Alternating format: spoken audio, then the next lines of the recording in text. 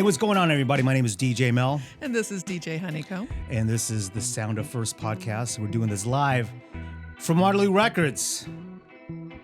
Let's continue that conversation we had on the phone last night. Yeah. The length of the song these days. The length of music. So for those listening, Rachel and I had a phone call last night. We were talking about the length of music nowadays. And I had read somewhere that the reason why, what triggered this train of thought was when I'm DJing for the UT basketball team, when I'm playing the warm-up music, all the current rap stuff, all the songs are like 2 minutes long. You know what I mean? They are, yeah. I mean, too short to where I'm like, man, I'm vibing to this, but this is only 2 minutes long. Is it only like 2 choruses? Dude, it's short. Maybe? You know what I mean? Like, I wish I would have brought my DJ laptop just to show you like examples of this. Yeah. We would probably get copyrighted for that. But I was just like, man, this is a common occurrence, listening to like short songs, right? And then I read somewhere that like a person that's kind of like tapped into the music industry saying that the reason why songs are like short, it's on purpose, because if you are really into the song and you're vibing out to it, right? And it's only 2 minutes long, you'll just repeat it, right?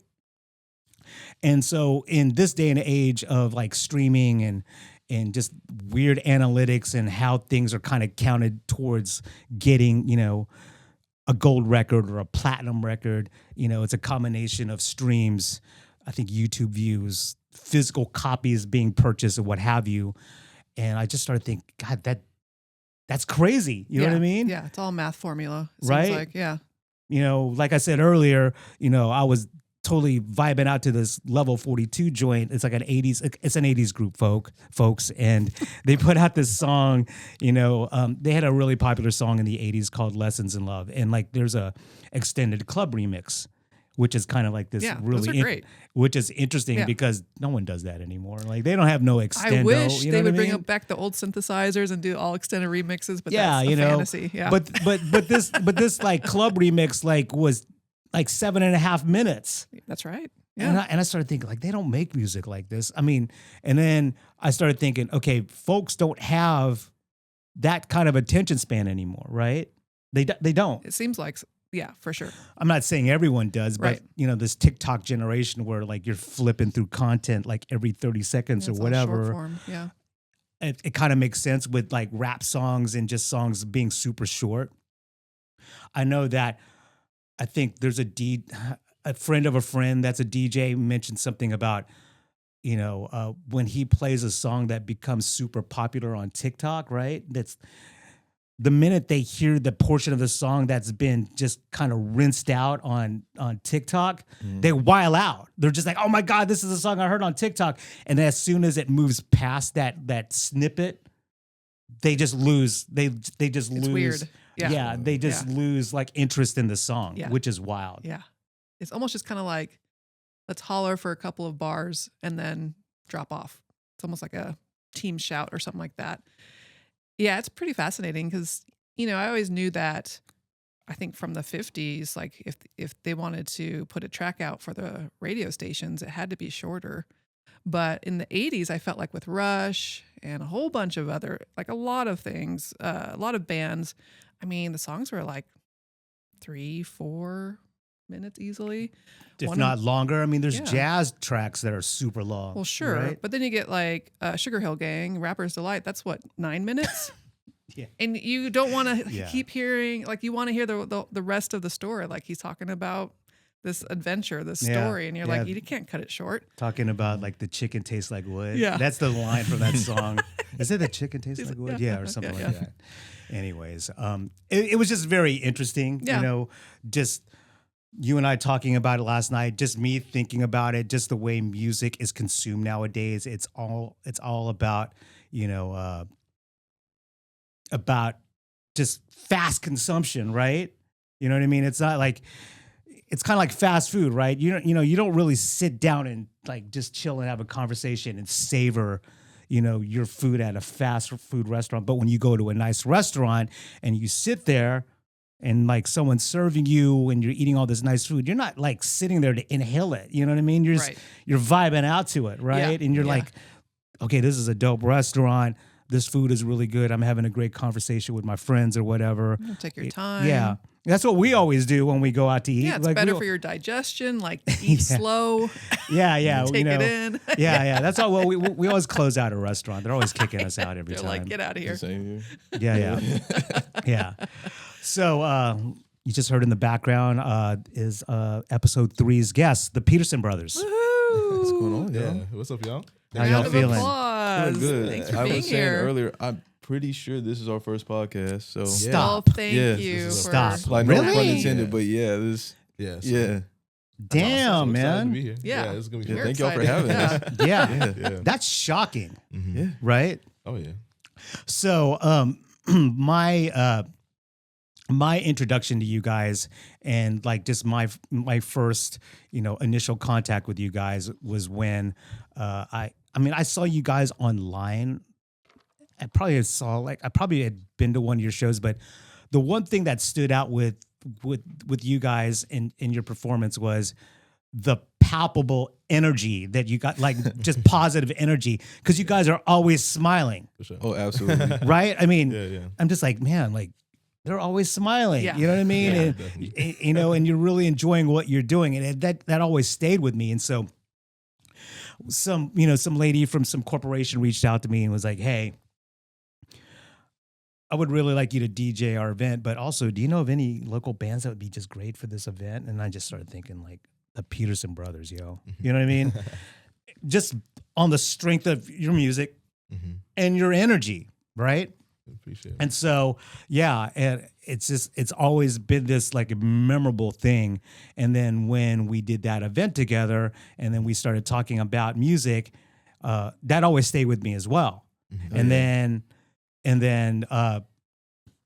when I was thinking about guests for this podcast, like I just immediately thought about you because we had that discussion about is it okay to play Kanye now? And I was like, hey, dog, it ain't like that anymore. Yeah, I just wondered that for DJs. I was like, I'm sure you like there's a period you were probably getting asked, so we were just like, Yeah, but I was that's when like- it was like a hot issue. yeah, Yeah. So yeah. Yeah, sure. it's weird. He's like super radioactive now. You know what I mean? You can't touch his music. That's a great way of describing him. Yeah. But however, there are, not the University of Texas, but there are other like big universities that will play. God, what is it? Is it Power? Is it the one with the women chanting at the beginning of it? Is it Power? Anyways. Well, it Anyways. has a good drum intro. It goes. Yeah. Oh, yeah. You know that Yeah, track. yeah. I think it's Power, but yeah, Yeah, it there's- is. It is. Yeah, there's universities that use that. Like I think Texas A&M, they use that at their games, right? Sure. It's kind of like this rallying cry Yeah. when they play it. And I'm like thinking to myself, man, I guess people just totally forgot about what this guy did. I guess you it's kind of like what y'all were talking about earlier. It's like kind of like with the TikTok thing. It's like if people are only like engaging with like 10 seconds of a song, then it's like they're not even really thinking about where it comes from It's at like a that war point. cry. Right. Yeah. Yeah, they're not Yeah. really even thinking about what is attached to. They're just like, oh, Right. this specific. Because I mean, there's so many people now that's like, back then it's like, I remember even for just like, older folks and our parents and stuff like that too, where there's a lot of songs they don't necessarily remember the artist because they just remember playing on the radio and they didn't have the thing in the car where it comes up with all the information like Sure. it does Right, now. right. But I mean, TikTok is almost, and just social media is almost the same thing now where it's like you hear these sounds in passing and you're not really thinking about the artist they're attached to or anything like that. It's just a sound. So Yeah, and Yeah, it's like that's it. separating the art from the artist is Yeah. also a debate type of situation. But how far does that go for you to have that art be completely ruined to you? yeah, but I think at that point it's like people just aren't even thinking like They the way don't. that they're engaging with it on social media or even at a sporting event. It's like they're just not even thinking about it. Yeah, I yeah, think. you're absolutely right. Yeah. Yeah. And then like, I mean, all of us in this room, it's safe to say we're all like music heads, right? Oh, You know for what I sure, mean? yeah. And so, Yeah. a lot of folks at a big football game, they're probably just casuals, right? So they're not going, when they hear Power, they're like, like, why are they playing this? You know what I mean? Yeah, They're it's not all, thinking that just way. vibes. Yeah. Yeah, it's yeah. totally vibes. It's the same thing with Gary Glitter during the sports arena. Oh, I remember landscape. that. Yeah, I remember when there was one particular game. I mean, this was years ago. I played it and like, Well, because it's been played for that reason. And yeah, then, and someone's like, dude, do you know what you're playing, right now? And I'm like, yeah, I kind of, yeah, I do. Right. But anyways, yeah, I guess the same thing would apply to Gary Glitter, right? I mean, probably 5 other artists that are very well known. So, I mean, it Dude, just depends on the politics of the entity that is providing this right. I mean, show or sports game or whatever. I mean, there's Yeah. Dude, like name one musical hero of yours that hasn't had done any dirt, right? Right. And you never really know behind closed doors either, with stuff Right. just coming out way years later down the road. Right. So Right. it's like that's our deal. It's kind of like we don't really idolize anybody like that. It's like these people, Yeah. But I guess for a lot of people, it's like these people meant a lot in pivotal points of their life. But Sure. for us and I can speak for us when it's like my parents around, we had each other as inspiration. So I don't really put celebrities on artists on a pedestal. I just understand the same way that I'm just a person or he's just a person. They're just people. Yeah. Yeah, And it's a newer phenomenon, I think, to like, I could be wrong, but it's like almost like a newer thing, I feel like, for people to like really, really care about who's behind the music that they're listening to. Because back in the day, you didn't have the option to necessarily know exactly who this person really was. Dude, exactly. Other than like them doing like a TV interview or radio interview, occasionally it's like you didn't have like phones and social media and all these different ways to keep up super actively with what a person's doing or what they're on or anything like that. Right. And even now it's like the internet is still divided up. There's so many things, even musically, where it's like, we find new artists all the time and you'll see, and they're like they could be playing the Moody Center or something like that. And it's like, and you may not have ever heard about them, or like they're brand new to you, but they have like legions of fans around the world. So it's just like, it goes to show how spread out things are on a cultural level. And then also, on a personal level, whenever you're looking at, what an artist is like really up to, what they believe, and, whatever good or bad things they do behind closed doors. Right. Yeah, it's almost gotten to the point where like, okay, if you're not truly evil, then I kind of don't care what you're doing, right? You were mentioning about artists and just like their presence being known online. Yeah.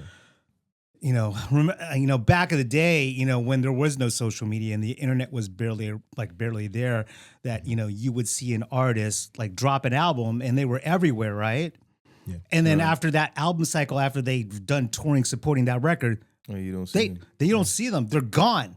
They're just disappeared. And then like a year or maybe a year and a half later or 2 years, they drop out. They drop their new record, and they look completely different. You're like, whoa, you know what I mean?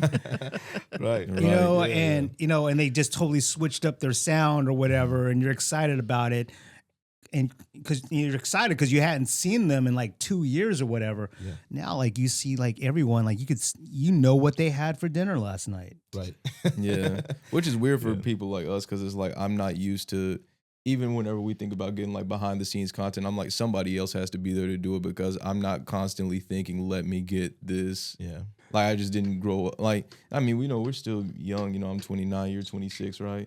So it's like, we definitely grew up, as kids on the phone or on the iPad or whatever, but it's like that doesn't really just process in my brain to capture every moment on camera. Right. Yeah. Like I'm just so in the moment and used to living in the moment. I'm not just thinking, okay, I got to get this to post online, which like shout out to people that do that, but just my brain doesn't work like that. Yeah. So and that's good. I think some people,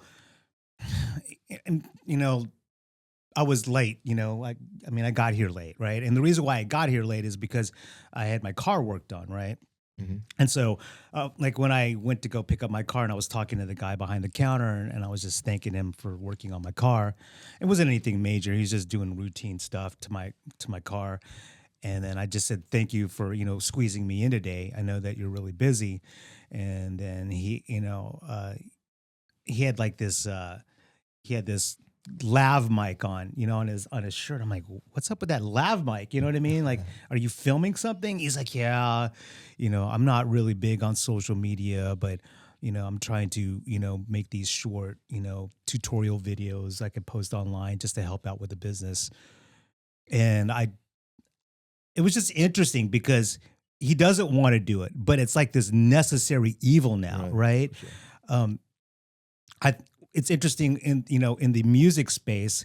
I don't know if you guys see it, but in the DJ scene, especially like when I'm working a big festival and I'm having to deal with these big name EDM dudes. It's all when they're there, the actual filming of and capturing content is, if not as important, but maybe even more important than actually performing, right? Just to document it. It's really weird. You know what I I mean? feel like that kills like the creative brain. Yeah, I mean, some people can ride both sides, but I feel like for creatives, just like don't interrupt my flow state. And granted, these dudes make lots of money, so they could hire someone with a camera. Like they have one guy that's taking stills, and there's the other guy that's doing video. Yep. It's just really interesting, and there are like a lot of times when I'm playing, and the gig's over, and it's the end of the night. I'm like, you know what? I didn't even like pull out my phone to take a photo because I'm just so like I'm busy working. Right, exactly. It's not really important to me. You know what I mean? Yeah. And plus, I also think it's just a bad look being on stage when whether you're DJing or you guys are performing or whatever, and you whip out your phone and you're taking photos, or you're doing this and you're like doing a selfie. It's kind of hire a cringy. photographer to do that. Yeah, it's They'll be better cringy. pictures anyway. It's cringy. I mean, that would definitely have to be like kind of like this, where it's like you're capturing something like candid, where it's like I just have to set everything up before and just leave it running and forget it's there. Yeah, that's the best way I could. Yeah. It's like as far as like trying to fumble with it in the middle of a show or something like that. I mean, it's just like, again, it's hard to get quality content. Yeah. And, it's just really weird to be able to separate, those moments and being able to get into like, the content person mode, especially while you're trying to be in that flow state or whatever. Yeah. And you're like on stage and trying to perform. Yeah. Be Yeah. Absolutely. Exactly, because it's taking part of your headspace, right? Absolutely. Yeah. So, It's almost kind of completely. like a neighbor who can't stop knocking at your door. You're just like, I'm trying to read this book. Right. No, absolutely. It's just like, absolutely. oh, do I need to pose right now? Like, what do I need to do? Like, Right. flow but state. it's like a necessary, I guess it's a necessary evil though, because at the same time, like,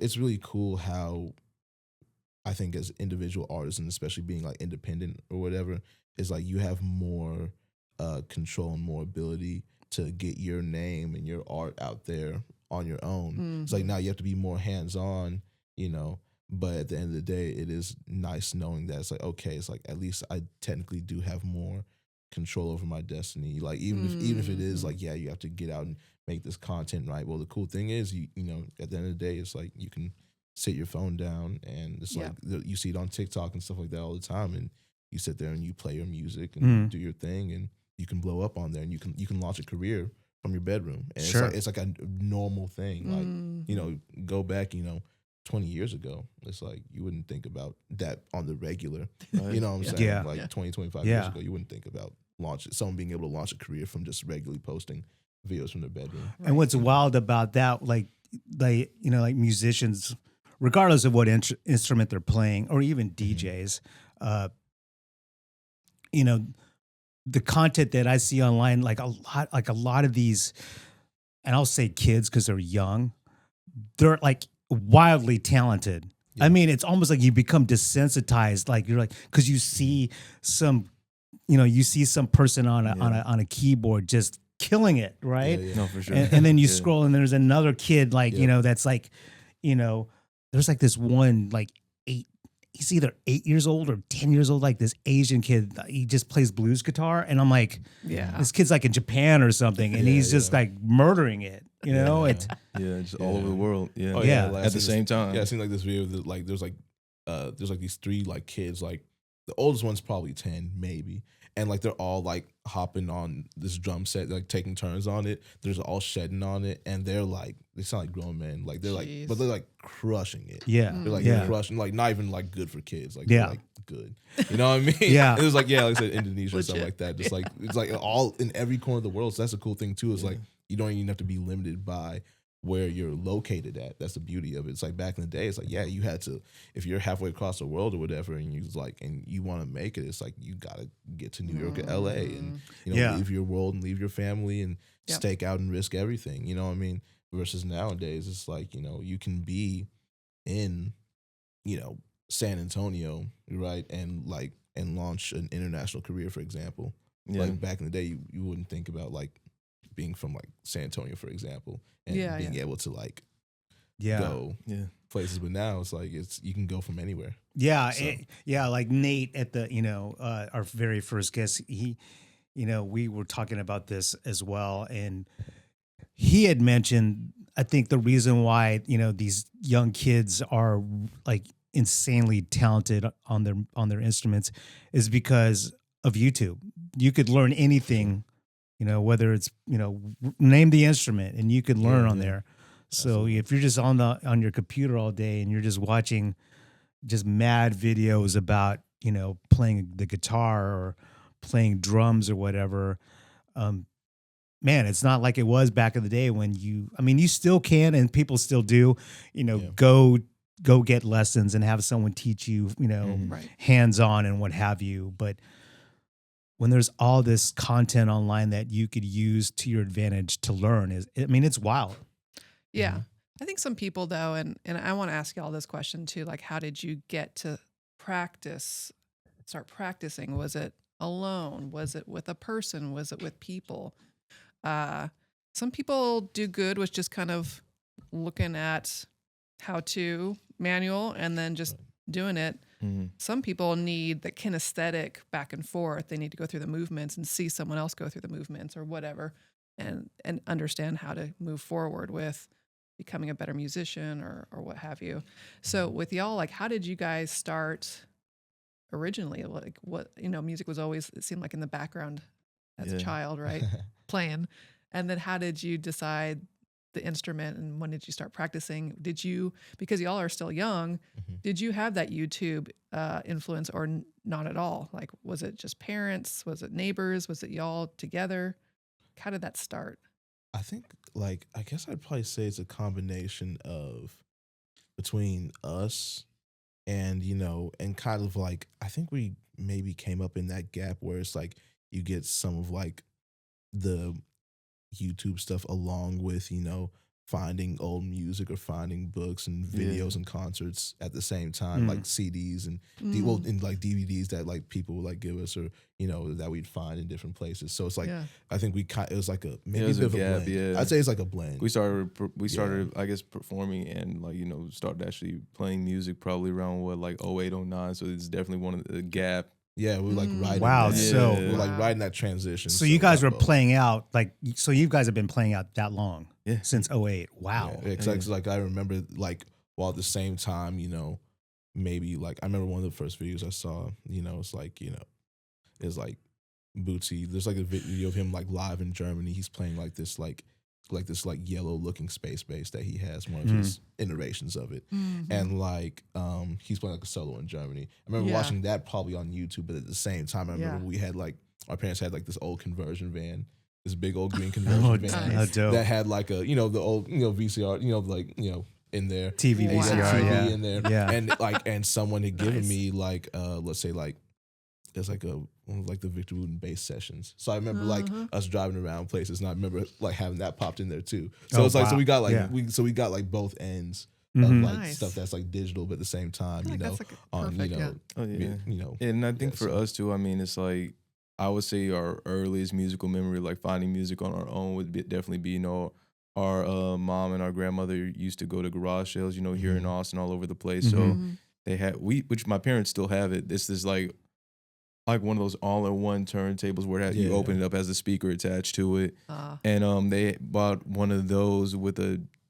big Walmart tub of just random assorted records.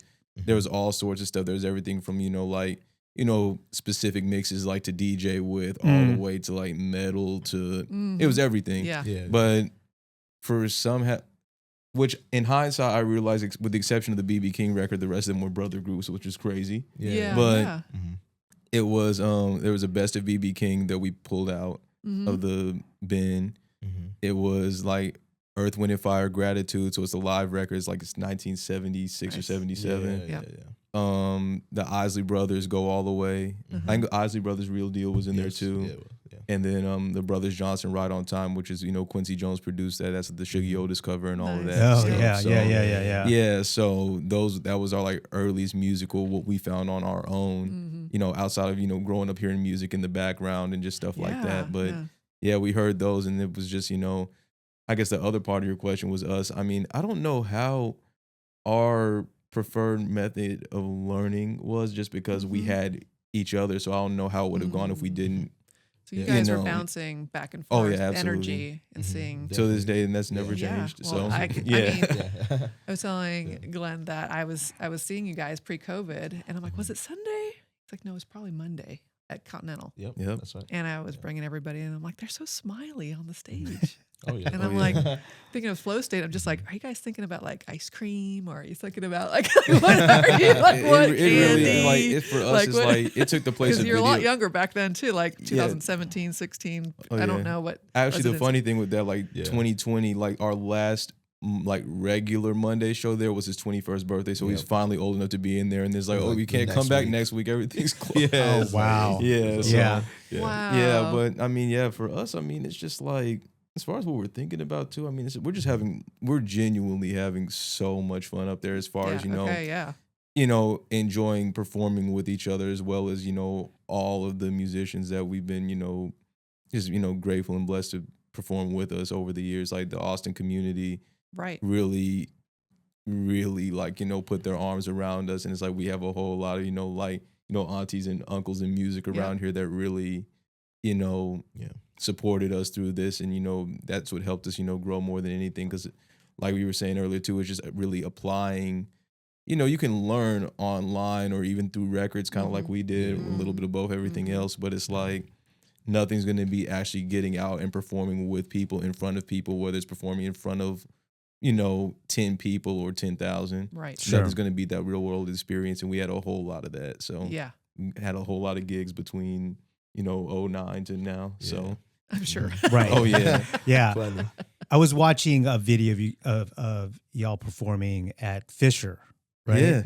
Yeah. And and I was like looking at the drummer. I'm like, I've seen that drummer before. I've seen that drummer before. And so I guess he's the drummer for Kill Tony, right? Oh yeah. So anyways, but I was watching you guys, and you guys were just looking at each other. So I mean, that's what you do when you perform. You're constantly looking at each other and vibing or whatever. But there's that, you're kind of like on the same wavelength, right? Sure. You guys are like kind of reading each other's minds or whatever. But with that said, are you guys like just being siblings and clearly growing up together? I mean, this is like a thing with twins, right? When they grow up or whatever, they're around each other so much that just from birth, right? That Sure. they could kind of have a conversation without even saying a word. They could just look at each other. Is it like that with you guys? It's bad. Oh yeah. It's like you talk about the other day. like on a regular basis, Yeah. it can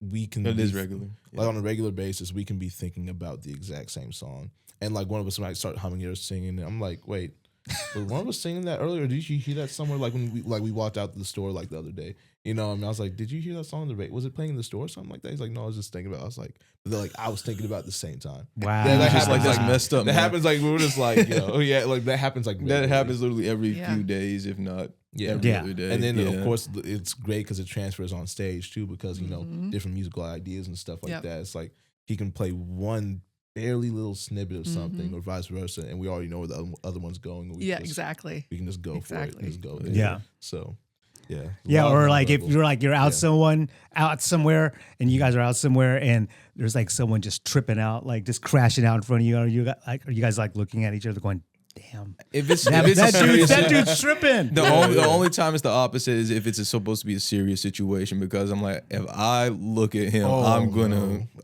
to bust out laughing. Yeah, I'm like, it can't be anything serious, because something crazy happens, like, yeah, I'm done. Or we make sure we don't look at each other. Right. Like, yeah. That's the only time we don't look at each other, is when something serious situation and something crazy happens, because I'm gonna laugh.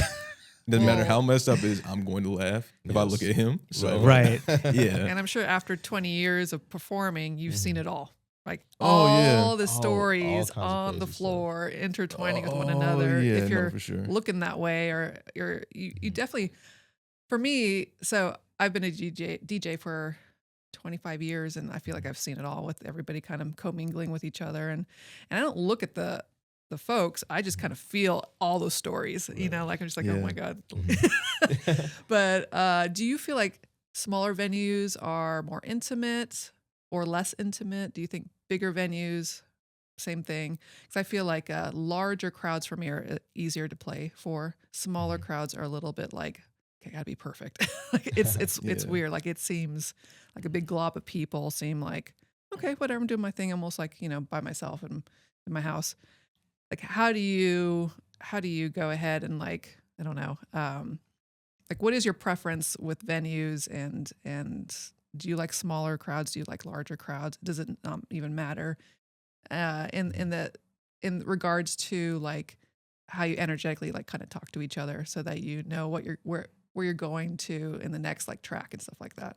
Yeah. I think, I mean, kind of what you said, we're watching the Fisher videos, like if you put that like frame, like us, the two of us in the frame at Fisher, side by side with the two of us in frame, you know, with a camera at a live show, pick us opening for, you know, Gary Clark Jr. at the Anthem, or playing the Continental, or playing at a hotel bar, is like, it's gonna look the exact same. Like we're gonna look the exact same, and that's because for us, really, it's like the energy is kind of between the two of us, and it's like it doesn't even. I think that's what helped with the stage fright younger too, because it's like because we're, you know, feeding so much off of each other's energy. It's like it doesn't even really matter what's going on. Yeah, because like I don't remember ever like really being like scared or nervous to perform. Yeah, like as far as like as the Peterson Brothers, like I don't ever remember like personally, you know, just because it's like, and the thing is too, you realize it's like when you perform for any crowd, it's like,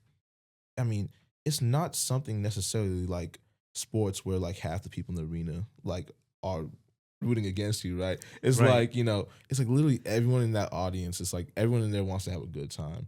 So it's like people aren't just like overtly intrinsically like against you. Sure. So it's just kind of like everyone wants you to, like, people generally probably want you to do a good job because then they have a good time too. So it's like once you realize that, it's just kind of like you just gotta go out there and just be the best version of you, as long as you know that you're doing the best that you can. Anytime you hit the stage, and you make sure that you're prepared as possible. Then it's like you have nothing to feel bad about. There's no reason to be nervous. You know what I'm saying? It's like, so, you know, just. Well, it shows. You guys are great to about watch. it. Yeah. You just have a positive outlook on this. Like you can't be like, the things like just being scared or nervous when you do perform. It doesn't serve you. It doesn't help you at all. And the thing I've noticed too, even if one of us gets pulled on stage at, like, you know, insert whatever event, is like I always find myself at least for me, I find myself finding him in the room, even if he's not, even if like for whatever reason we're not on stage together, which is rare. But it's just like I'm just so used to looking at like looking at you whenever I'm playing music, that it's like even if I get pulled up like somewhere like Seaboys or Continental, it's like I'm still gonna find you in the room pretty much. Like I'm just used to it. Nice. Yeah. I love for that. sure. So So we asked about like your musical first. And one of our questions is, what was your first album that you bought with your own money? Like allowance money, money from a little job. But you guys have been performing for so long. I'm sure you started getting the allowance from shows. From music, absolutely. So, like, what was that album? What was that CD, that tape, that whatever? That we bought with our own money. Because we're into vinyl too, so it's like we talk about the Austin Record Convention. Was our third or fourth one that just passed. I think it's our third. Yeah, so what's the first thing that, or one that you remember that was like, Oh yeah, I remember jamming out to that one. Or was Why there Much some- money? Yeah. Or was there something that you bought when you were younger that has nothing to do what you guys do now? Like, I mean, I remember you, man, maybe it was the show that we played together and you started playing Outkast. I was like, oh shit. Oh, You know what I yeah. mean? Oh, I was yeah. like, dude, I was just like, Nice. oh shit. Yeah. Like, you know? Yeah, because the same way we grew up on all the classic soul, funk, and jazz stuff, you know, all of that, you know, all of the hip hop of the day was playing in the background too. And then a lot of that stuff, you know, which Outkast, a big thing with them is like I remember seeing an interview.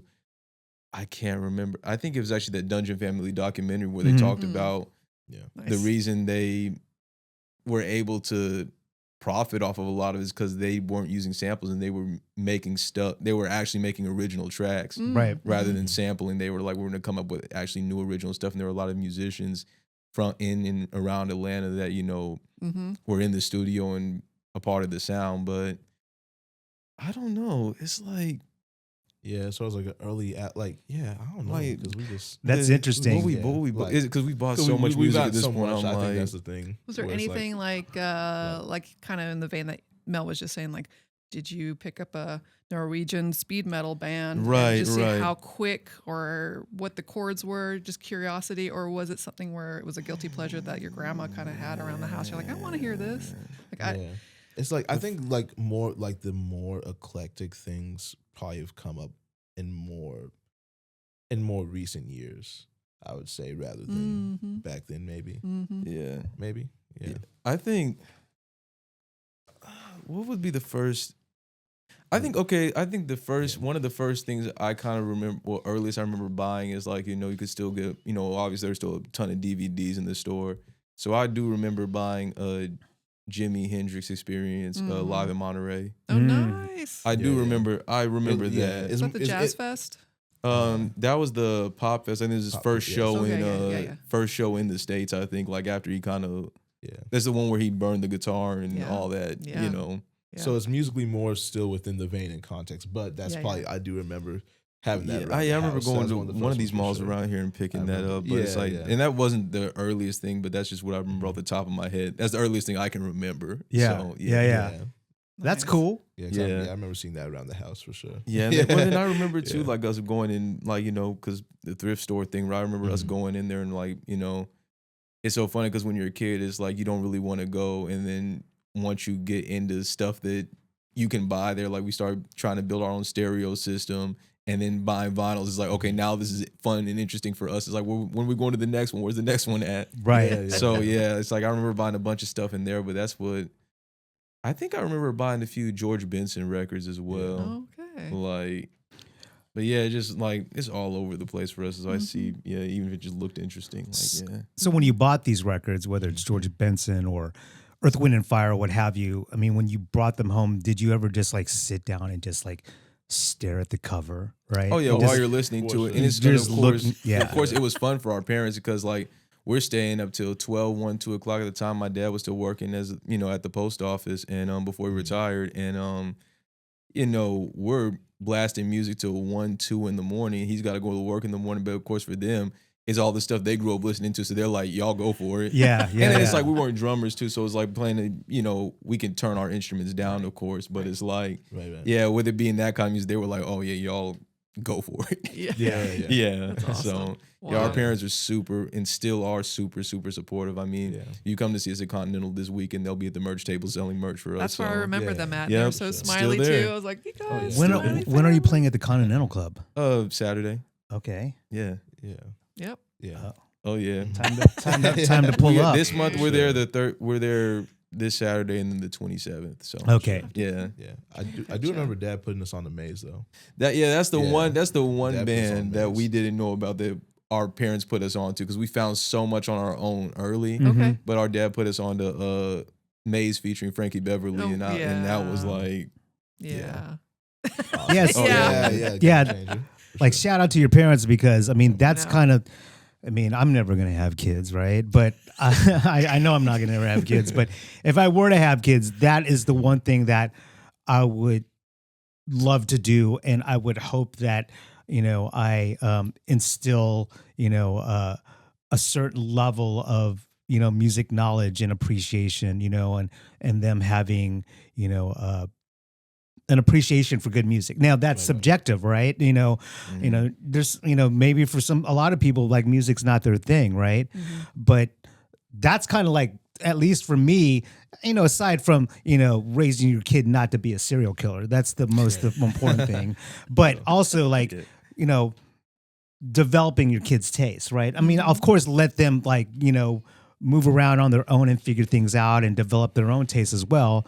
But actually kind of showing them the way, you know what I mean? And I think that's what your parents did, right? Well, actually, that's the crazy thing is because we were blasting all that music, like those stuff that, early Isley Brothers and BB King and Earth, Wind, and Fire that we had, and Brothers Johnson, they were like listening, like they heard it coming from the room and they're like, what do y'all know about this? Right. Yeah, so that's the crazy thing is we found that on our own. On your own. Yeah, okay. like I said, of all the groups we'll probably name today, it's like Maze was the only one that our parents put us on to. Right. And that was way after we had started, playing and everything else. So it's like, but there was so much that stuff we had found on our own. We just naturally gravitated toward it. It's not a lack of their input. It's just a matter of, you connect all the dots very quickly Sure. as far as within the genre and spaces. So it's and like, they gave us space to grow too, man. Yeah, So that's the cool thing. I mean, 'cause even us getting into music, like they were super supportive. Like we tried, whether it was sports. We have an older brother too. He just got his master's actually Saturday, so you'll probably see this. So congratulations to him, right? So Nice. yeah, but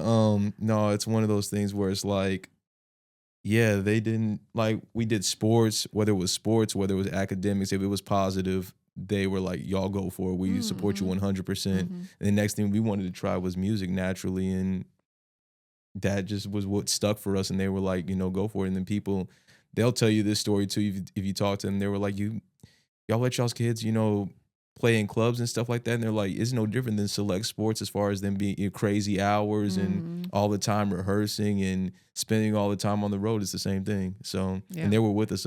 I mean, as you can see, I'm 29. They're still with us. So, Right. So when you were playing sports, what were you guys playing? I mean, it was like youth. Soccer, basketball. Oh, okay.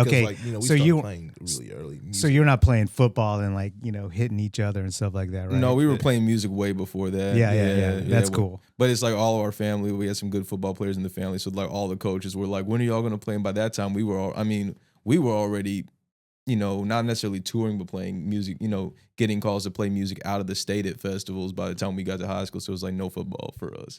Sure. Yeah, and well, any sports at that point, because all of my friends, I saw some kind of hand injury at some point during the season on everybody, and I was like, at that point, I mean, let's be real, so we were already getting paid to play music. I was like, no way, like, and I just love this too much. Like, I can't imagine my life without it, and not being able to play for weeks because I'm injured. It's like, no way. It's like your money maker, right? Yeah, for sure. Yeah, that's like this is. I mean, like I said, this took over work and video games, so it's like literally if you come over to our house, I mean, it's a music store, recording studio, and record shop. So it's just like there is something musically going on 24/7. So I couldn't imagine anything inhibiting me from being able to express one of those avenues of music, which the main thing is playing. So right, yeah. So currently, your place looks like that. I mean, do you guys live together, right? Oh, yeah. So your crib is just like records and gear and everything. Yeah, for sure. Yeah, absolutely. I could totally relate to that. Yeah, absolutely. There's a guy that works here, Martin Coulter. So like Martin Coulter has been working at Wildly since God knows how long, since the dawn of man. Anyways, I mean, and like he's kind of like you guys, where like on it, like. When he's off, he's not, on his spare time, he'll hit up like, secondhand stores and go to pawn shops and stuff like that and buy CDs and records and box sets or whatever.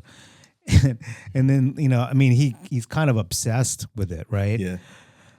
But what's interesting about him is that like I've been told that like his house is just filled with like just all the stuff that he's bought. Yeah, and of course he sells a lot of it at the record convention, right? Right. But I mean, this dude's got like record crate couches. You know what I mean? Like his mattress is sitting on his bed in his bed in his bedroom is the mattress is sitting on record crates. Like it's that. Gosh. I mean, I'm not kind of exaggerating, but like I mean, he has so much stuff that he has to carve a path or like around his house to get around all of his music. Wow. Wow. That's awesome. Well, No, it's dope, right? That's awesome. Now, if you're a lady and you're like, what the, like what? where do we sit? Right. Oh, yeah, No, exactly. we haven't organized, but definitely, I mean, in the living room where the TV is, it's like, the stereo with all the records is in front of that. And then definitely, we got some amps along the wall. You can walk, but it's like there's definitely amps and stuff along the walls. There's a guitar pretty much everywhere, like within grabbing, within distance of me to arm's reach for me to get it. So, Yeah. yeah. I was reading that, I believe you play violin, bass, some Yep. vocals, guitar, vocals. Mm-hmm. Is there any other instruments that you've played around with? I mean, Yeah. I dabble on bass, but if he's next to me, I'm not going to pick up a bass. There's no reason. So you can make it happen. Yeah, and then we both mess around on drums a little Yeah. bit. Okay. And, but yeah. I dabble on sax. So, Sax, the sax a wind one, yeah. instrument. So yeah, Wow. just kind of like I played it Wow. in school. And he Yeah. plays upright bass as well. Yeah, and I So do yeah. upright Wow. Okay. So, yeah. So the violin, can you play classical pieces? I would say it's just more so just kind of like I didn't have like a classical background. Okay. On violin, like that was kind of like I might have taken like it was like that's actually my first instrument. So it's like from like Yeah. the local teacher in Bastrop, like Mhm. I probably took like maybe like a couple months of lessons, Mm. Yep.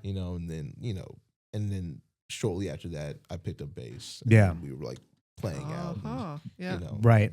and went on that path. But it's like so I wasn't like classically trained on it. So Sure. I'd probably play music that we listen to, right? The music Yeah. that we Yeah. play now. Yeah. Yeah, there's Wow. this guy that I was telling Rachel about this last night on the phone. I played this private event this past weekend, and it was country western theme, right? And so, the event organizer was like, "Hey, just want to let you know that there's going to be this fiddle player, playing along while you're playing." I'm like, "Okay, well, whatever, that's cool, right?" I was trying to envision it at first because it was like I had difficulty like trying to envision like what it would be like. I was like thinking this might be weird, right? I mean, it was fine. It was fine. And so I started talking to the guy who was the fiddle player, and I asked him the same question, like, how did you pick up the violin, and and how did you start off playing classical? And he was like, yeah, when I was a kid, I started playing classical music. And then he mentioned like the Suzuki method and all this kind of stuff. And then, and he's an older guy, and he said, yeah, when I was like 19 or 20 or something like that, I was young, that I don't know how I forgot how he got the gig, but he became the fiddle player for a really popular country artist in the 90s his name is Rick Trevino. Yeah. Yeah. Super huge, like big time in the 90s. Yeah. And he's like, yeah, I was like 20, 21, and I started going on the road with this guy, and we were playing the Astrodome and stuff like that, and I was just like, whoa, Yeah. Yeah. But while insane. it was wild, and then I asked him, like, can you play any of the classical stuff still? And he's like, no, dog. He's like, I can't do that anymore. Yeah. But yeah, it's interesting, he was like, I didn't know, but he was just like a very accomplished musician, and he was just, picking up like a corporate gig or whatever. I mean, a private event gig. Yeah. But it's interesting, I'm sure he could play other instruments as well, but Right. never in a million years would I have ever thought that you played violin, right? That's dope. That's kind of Yeah. part of your arsenal, right? If you needed to bust it out, right? Yeah, You should kind of do that. You should like trip everyone out one night. You're just like, when you guys are just kind of just vibing out on stage, and then like just whoosh, and then you just come out of Oh, yeah, nowhere. no, we do it Yeah. regularly. If we have a headline gig, he'll play I toward the still end do of Oh, the that. set. really? I still do Yeah. it from Oh. time to time. Yeah, Dude, now, that would now be there's sick. a band Yeah. after us, and we're doing like a matinee kind of thing that we don't, because there's a lot for him to tear down and then talk to people and sign stuff. But Yeah. But when we have a headline gig, he'll play. Yeah, Dude, Yeah, so, that's dope. oh, yeah. So like breaking down stuff. So for me, like I love setting up my gear. I'm just like I'm kind of OCD, and I'm a nerd with it. I love sound checks, line checks, whatever. I just love setting up my gear. Now, after playing for 3 or 4 hours, Right. striking it down and loading it out, like how do you guys feel about that? I mean, It it's depends. a part I mean, of it. it's just a part of it. I mean, Yeah. I don't really Not- look yeah, at like totally. loving it or hating it. I Yeah. think now I Yeah. think getting back home and it's late and you have something to do early in the morning. And it's Ah. like, and we don't have a garage, so it's like we can't just like pull it in there and leave it. Mhm. Yeah, it's something that I don't mind, but it's like, of course, it'd be nice to, when they have texts and stuff, just so that you can honestly even just go out and like have more time to like go and talk to people. Right. And, Sure. like, meet and greet and stuff like that. It'd be nice to like have more time to do that, instead of tearing down. But otherwise, I mean, it's like, it is what it is. Yeah. We don't have, Yeah, we we don't, already we know don't it- bring a ton of gear in the first place. Yeah, and it's like it kind of comes with the territory. We've been doing it Yeah. so long at this point. It's like it's just kind of a regular. Yeah, which is so interesting Yeah. because I know like a lot of artists, like even see like especially like in the popular music space, like they probably don't have like a track record of like going and playing like hundreds of shows and like on the come up and like going into little clubs or small places or whatever or big places or just the whole array of things. Yeah. A lot of people like it's kind of more like you make a song and then you're thrusted out and you're a celebrity. Yeah. But it's Yeah. like, it's like, but it's an interesting thing. It's like, there's a lot of people that don't have the experience of, loading out of clubs and Yeah. doing that whole, working musician thing, but yeah, to me, it's like, it's a part of it. It's Yeah, a part, yeah. It comes with the Yeah. territory. I mean, I'm not mad at Yeah, loading that's out. cool. Sometimes Yeah, I'm yeah. like, man, okay, this is on me. Yeah, You know what I mean? Like sometimes you're you're mentioning, tired, yeah, for sure. like you mentioned a tech. God, man, I would love to have like Yeah, a yeah. person Oh, who's yeah. like casing up all my gear, but that's not the case. Yeah, especially those days where you got 2 or 3, gigs a day. Yeah, because Yeah. we definitely had those. Sure. where It's like that's Yeah. when that Yeah. third one. That's when Yeah. you start to feel it. It's like, and you get home, it's like, okay. Right, Yeah. right. So speaking like post show, like you meant, like I don't know if we were recording, but you mentioned something about how people. We were talking about how nowadays, whether it's local regional acts or even big arena bands, people just while out when it comes to merch. Oh, I mean, yeah. they're just like obsessed, right? That's probably like part of the motivation of them going to the show is like to cop, memento, yeah. to cop the merch, right? Yeah. And then you guys mentioned that people like just like one person will buy like 3 copies of your record, like Yeah, physical vinyl, record. Yeah, vinyl, yeah. Absolutely. Yeah. Yeah, people, they're definitely into that. Mhm. Yeah, they're definitely into the whole thing. It's just like I would tell everybody to like make sure you have a cool logo, get with the graphic designer, or I mean, there's so much stuff even just like with all the different apps. It's like you can get on there and create something yourself, and it's like having cool merch is a big deal because playing out live, people will buy it. They definitely will, especially vinyls. Like if you have. Yeah. If you save up enough, kind of investment capital to print up vinyls, it's like people will buy them. You will make the money back. Yeah. So, Yeah. Yeah, that's wild that, when you said like one person will buy 3 copies, I'm like, what? Yeah. Yeah. Yeah. Well, Oh, yeah, they it's a- probably it's a think crazy about their thing. friends and family that they want to share the music Exactly. with. Oh yeah, absolutely. And then we did the whole Yeah. thing where like we got it printed up over at Gold Rush because it's close to the house, and yeah, we did the whole thing. We had like a poster, the vinyl's color. We have like a poster from our promo photo shoot for it, and Nice. yeah, I mean it's a whole thing. Yeah. We grew up kind of buying vinyl like whenever we going into record stores when we were younger, and all the way to going to the convention. So I love when it comes with stuff like that. So Yeah. Right. yeah, Yeah, and we wanted to give like that same kind of experience that people, especially people get, especially back in the day, whenever you bought a vinyl, you get all the different little goodies and stuff. We I wanted to know. try to provide the same thing, Oh, Right. cool. with our albums. So yeah. So when you finally got your hands on your first pressing of your record, Mhm. like did like the like the preteen in you like in you like just geek out like, Yeah, I holy was like, crap, this yeah, is us. Oh, Yeah, yeah, we were like, this Oh, this yeah. is cool. For sure. Yeah, no, we were like, this is awesome. yeah, Yeah.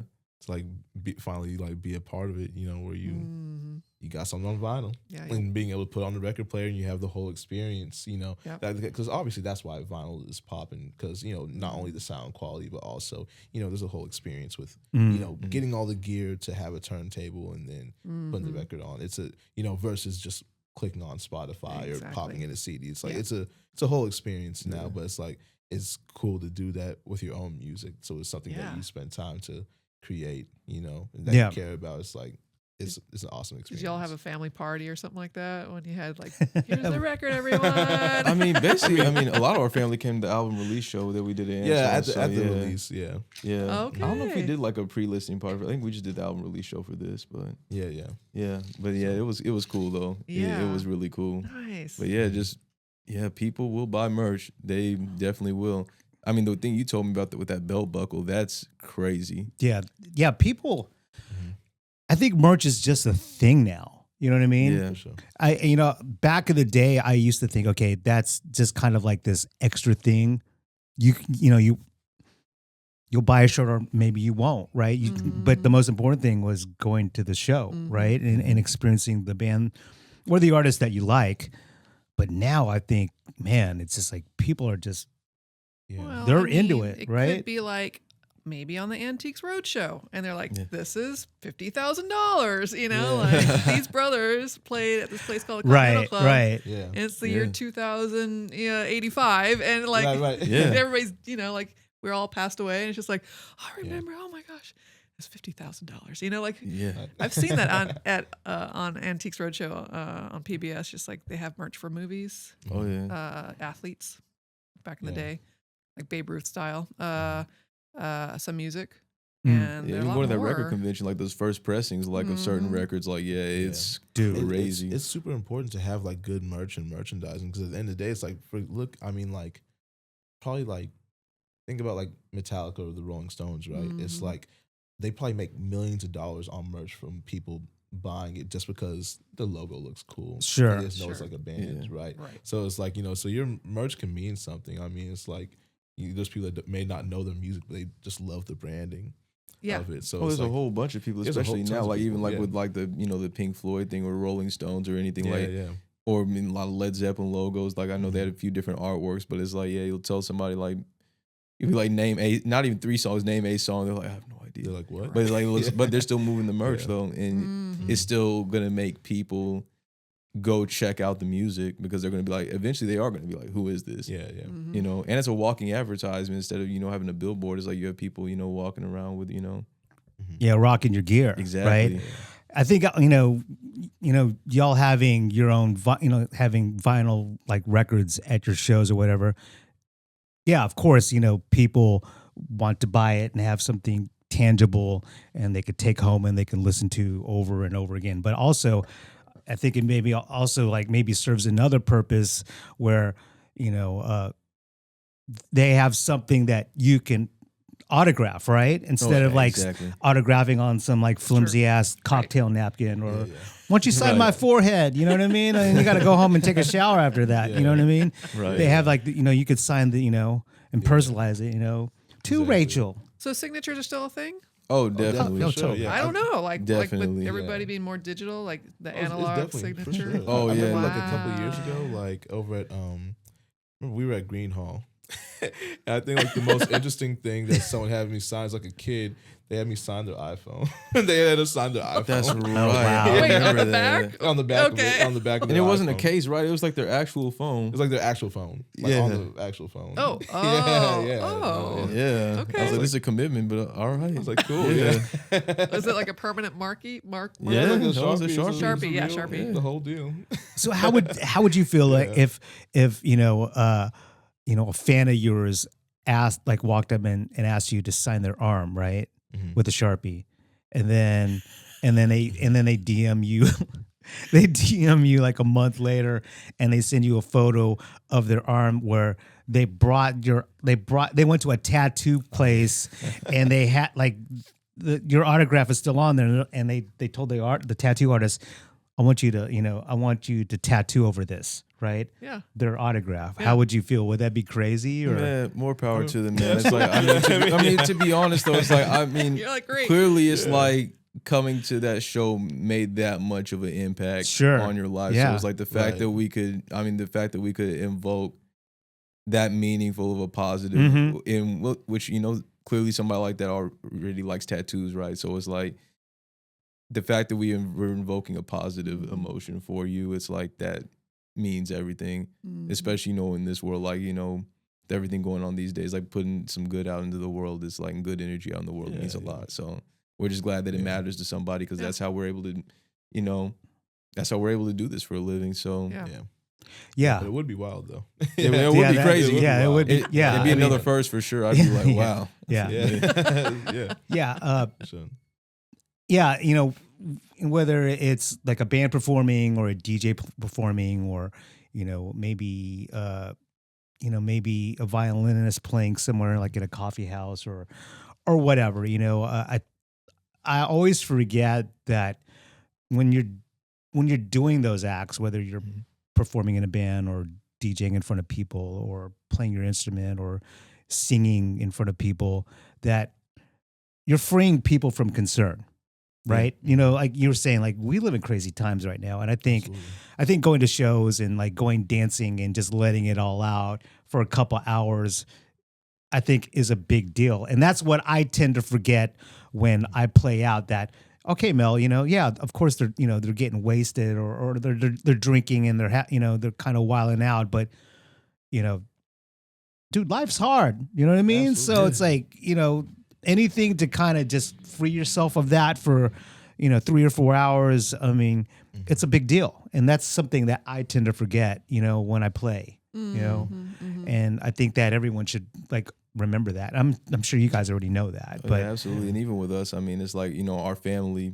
our mom and dad, older brother, whenever he can be there, it's like they're at the shows, and it's like, whenever our friends can make it to, they're at the shows. And it's one of those things where it's like, with as much as, these phones and everything isolate everybody, it's like, pick up the phone and, hopefully it inspires you, to pick up the phone and call your folks, call your siblings, or, even, families, not just by blood, right? It's like whoever you consider, to be family. It's like, go spend some actual time with them and create memories the same way we're creating a memory by performing here tonight with each other and our mom and dad. Yeah. So, yeah. Right. Yeah. Do you have regulars? Do you see the same people sometimes that like? Oh, for sure. Yeah. Cast of characters. Oh yeah, no, absolutely. Yeah, so That's awesome. It's always cool, man.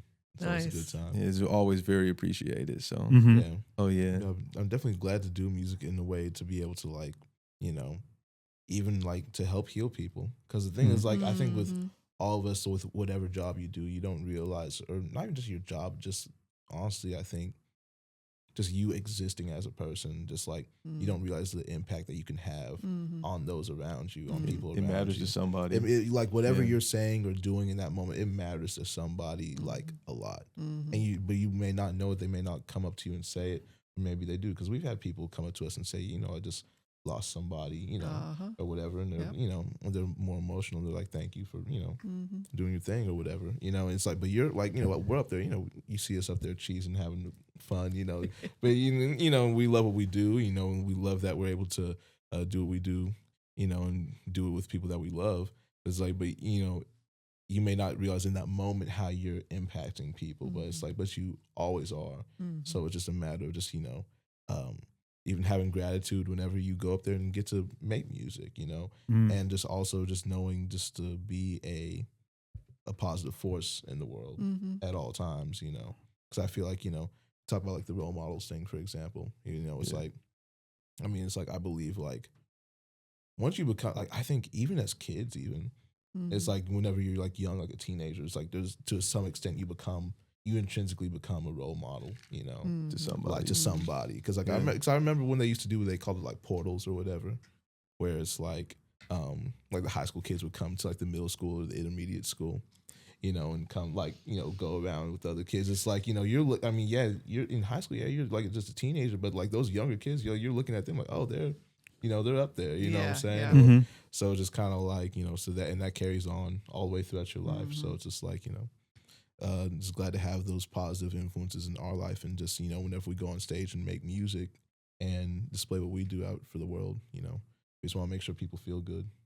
So what do you guys do to get that in return, like as a patron watching someone else's talent? What does that look like for you? Is it another musician show?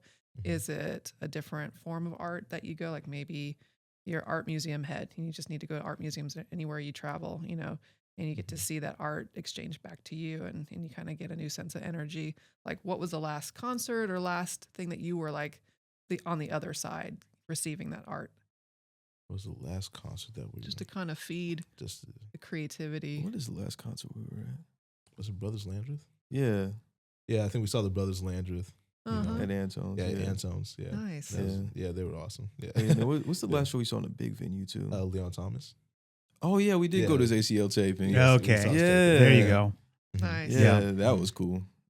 Oh yeah, It's like full those. circle. Yeah. Yeah, it's always cool to see like Mhm. bigger shows versus smaller club shows too, like Mhm. especially back to back like that. Yeah. Yeah. Yeah, and it's just Right. like I said, it's always cool when you see artists that translate the energy, Mhm. versus whether it's somebody playing, smaller venues to bigger venues or bigger venues to smaller venues. Like it's Mhm. always cool to see, and I think it's always cool to see because it's like okay, whenever you see people having fun, Yeah. it's like okay, this is what we look like Yeah. to other people. Yeah. Yeah. Sure. Yeah, that's Yeah. always a cool experience. Yeah, Whenever you notice somebody like visibly up there having a good time the whole time, I'm like, okay, so this is how people say we make them feel. I can Mhm. actually see it. Yeah. 'Cause Yeah, I'll never sure. be able to see myself on stage. Sure. It's not Yeah. possible, but Yeah. And Yeah. the energy always translates, whether it's like a big room or a small room, the energy is like always, it's about, Mhm. what you're up there doing. Mhm. Mm. That's always going to be the core component, Yeah. so yeah, yeah. Yeah, I'm a big believer in you bring in what you radiate. And absolutely. when we were talking on the phone yesterday, you mentioned something about like art, like seeing a band and like the guys in the band like this have like a screw face, like they're mad. You know what I mean? I Like, never I understood mean, they that. could be their Yeah, own. you know what I mean? their They're just own, like- Yeah. they're just like, yeah.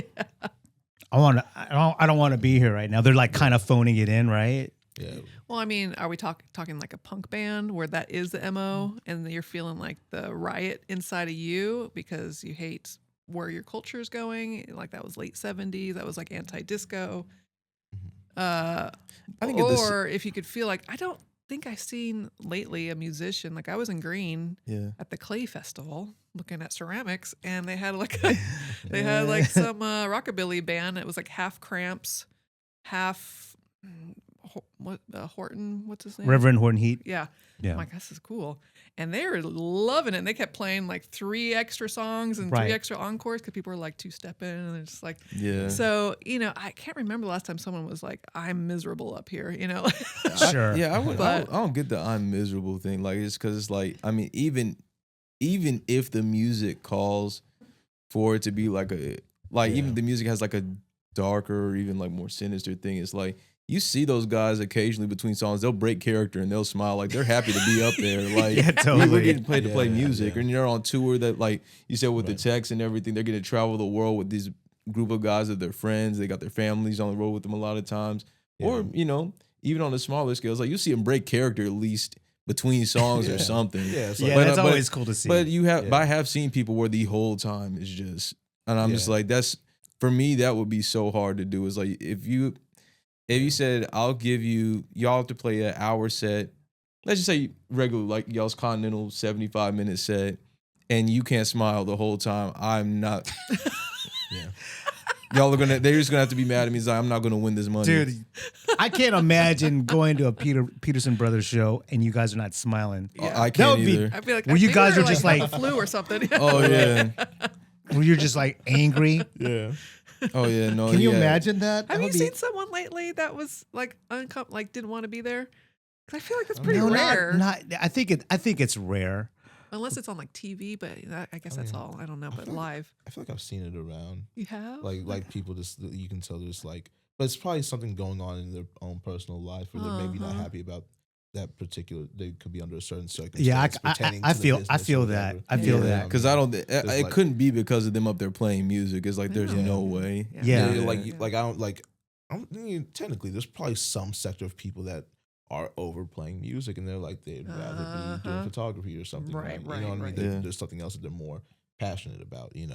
But it's not ultra prevalent, but I think it definitely is there. And this, everyone just has kind of like their own internal thing going. It's like because you meet and see some people where they're just kind of they are going through the motions with Yep. what they're doing, and they're just clock in, clock Yeah, out. yeah. Kind of so like it's there, but so I just kind of look at it in a way of saying it's not just about doing music, but it's just about being able to do something that you are happy and passionate about, Yeah. whatever it is. Like try to go after that thing, Sure. Yeah. That way you don't get burnt out. You don't want to get trapped into something that you're just like, oh man, What was I'm I okay thinking? about Yeah. it, or I can't stand it. You don't want to get locked into that forever. Right. So it's like just go ahead and lead with what you want to do. Yeah, I think having the ability to put aside, what you're going through, right? Your feelings before you perform. I think that's a skill in itself. Oh, absolutely. Right. Oh, I'm yeah. sure there've been days when you guys are like, maybe that day or that week or that month has been a tough one, and you kind of have to just leave that at the door before you perform, right? Sure. It's hard. It's fucking hard. Yeah. You know what I mean? It can be for sure, or it could be like, oh, this is the escape I need. Yeah, Okay. I mean, for us, that's bam. usually Yeah. Yeah, Like that, yeah. Or even like literally hours or minutes before, where people could be at like the venue giving you a hard time. Yeah, exactly. Oh, Oh yeah. yeah, that's the more common one. Yeah, We've had tons and Yep. tons of experiences like that where there's people on the production or on the venue side or whatever where they're giving us like a super hard time, and it's like and it's right before you gotta play, and it's like okay, or within that day, and you just gotta flip the switch and just go ahead and Right. yeah. Not to name names or anything, but what is like kind of like the one common thing that production people or a venue, we're not naming names here, but what is the common thing that they give you grief about?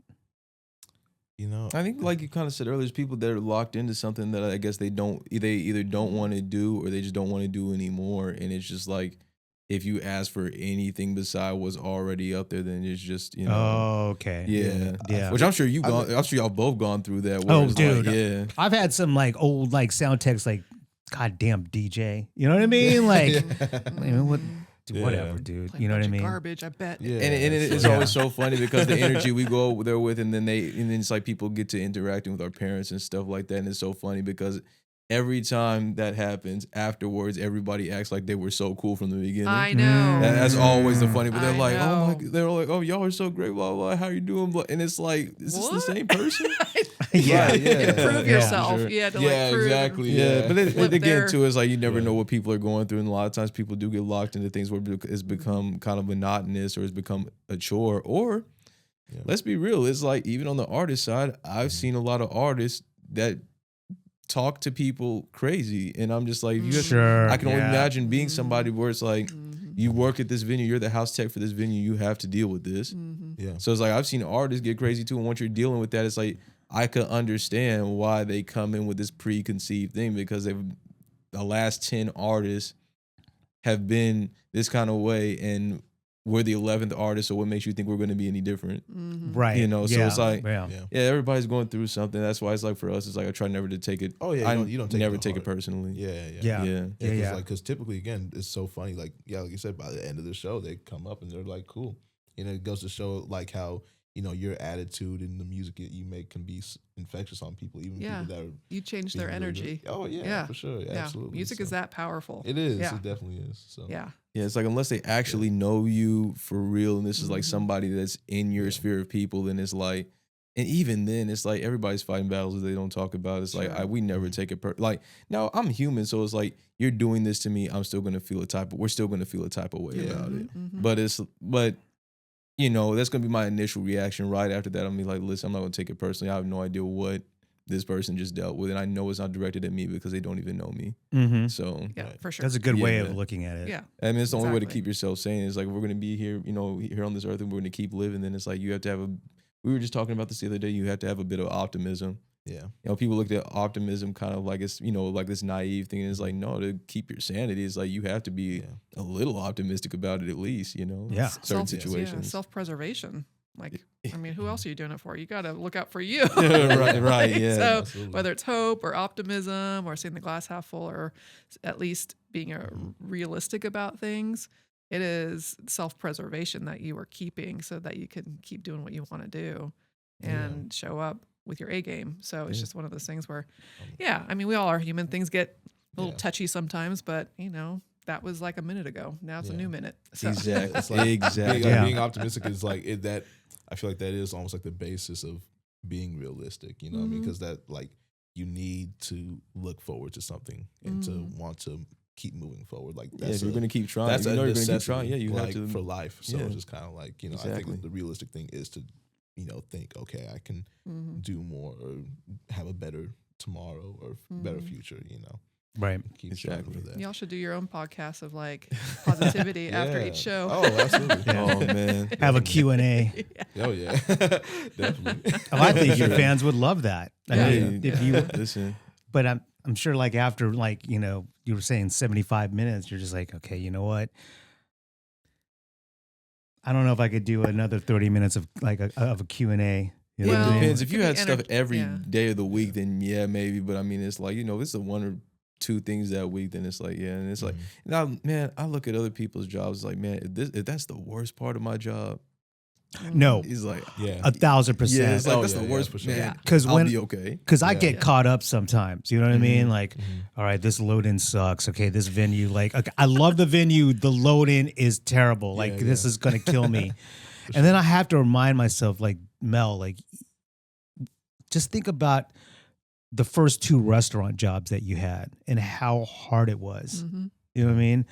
I remember, you know, when I was the last time I hung out with my parents, my mom mentioned like, Mel, remember when you used to work at that steakhouse? And I'm like, yeah.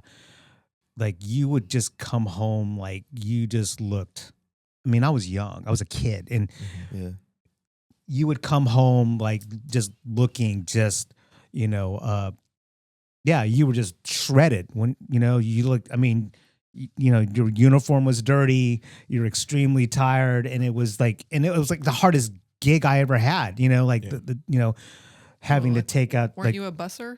yeah, I bust Yeah, it's the tables. worst- It's the Man, yeah. most physical job other than like dishwasher. And then, you Right. know, like, you know, me being this like, you know, like small guy having to take this ginormous garbage can out to the dumpster on my own. Like it was, and so whenever I get caught up at a gig, well, this load-in sucks or this, that, and the other, or, you know, oh my God, you know, halfway through my set, you know, a girl, or not a girl, but a person just poured a drink into the soundboard. Okay, I guess that's it for tonight, right? Then I have to remind myself that there was a time when you used to bust tables, Mel, or you know what I mean? Or you were making tacos all day, and there'd be times when they would ask you to stay late, you know, even though you just worked 8 hours, right? Right. So it's all this, it's like a matter of perspective. Like I am like you guys, I'm incredibly grateful that I get to play music. You know what I mean? Exactly, like, you yeah. know, I mean, it's wild, you know, and, you know, just to help people, you know, like, you know, I mentioned earlier, like free them from concern, you know, God, I mean, a load-in is nothing. A terrible load-in is nothing at the end of the day. Oh yeah, Yeah. absolutely. Yeah. I mean, because even going back to what you're saying about your first job, it's like we started this so early that it's like I'm blessed that I'm 29 years old and this is all I've ever had to do. Yeah. It's like, whenever in high school, everybody was working at HEB pretty much in Bastrop, and they put everybody at carts, on carts at some point. It's like, Oh yeah. yeah, I'm playing in Green Hall for like we're doing that 4-hour thing and it's hot, but I'm like, man, it's like I'm getting to play music. I'm up here, with you, some of Yeah. our friends. It's like, they play music. It's like, this is all, that's like I'm blessed for, that every moment is like this for me, and I have family around too, so. Yeah. Right. Yeah. Yeah. I mean, you guys for the most part, you guys hit the lottery. I mean, it really, Yeah. when Oh, you really absolutely. think about it. you know? Absolutely. I mean, we live in a town that is heavily populated with amazing musicians, Yeah. right? And, and in order to kind of like, stand out, I mean, yeah, and to develop a career and to play out regularly, I mean, that's a big deal. You know what I mean? Like how many times a week do you guys play? Oh man. I mean, depending It on varies, yeah, for sure. Huh? I said it varies, but it can be as much as I mean, like there definitely are some weeks where it's like there's something almost every day, where it's like 4 or 5 days. In the Yeah, week, that's Wow. or so last time we played at UT, I mean, that was our first of 2 that day, and I think Yeah, every Oh, was it the one where I saw you guys at? Or was that way before? Remember, like it was like a Christmas event. I was DJing outside, and the manager of what is it? The Cactus Cafe? Is that what it is? And they're like, yeah, you need to come in. The Peterson Brothers are going to be playing. I'm Oh, like, this is more recent. This was Okay. like back in September. We opened Okay. for Big Boy. oh, okay. Yeah, we did Yeah. one Yeah, of yeah. the What was games. that like? Oh, that was fun. But it's like Yeah. that was, I mean, that was the last gig that my mom had kind of like squeezed in for us that week because we had something that night. But we played that early that morning. But I mean, that week, I mean, we had something every day. And I think that Tuesday, Thursday, and Saturday, we had 2. Right. So we had something every day. Then 3 of the days we had 2 a day. Oh my gosh. So Yeah. Oh yeah. yeah. So And then even during the slow season, which would be like, you know, December, January, February, we still have at least 1 or 2 a week. Yep. At least. Yeah. Wow. So we stay busy still. So do you make it a priority when you guys are not playing to just to decompress and just be, yourselves, just, not a musician, but okay, I'm just this, normal human being and, maybe I want to play video games or I want to read a book or I want to listen to some records and just chill. yeah, definitely listen to records for us. But even with us, it's like I said, I mean, for us, like so early, it's like playing music kind of became the video game. So it's like Okay. I'm still gonna like pick up a guitar, like that's just natural. That is intrinsically who we are. Yeah. So it's like I'm intrinsically still just gonna, before I go to bed or when I wake up or at some point during the day, I'm gonna play something.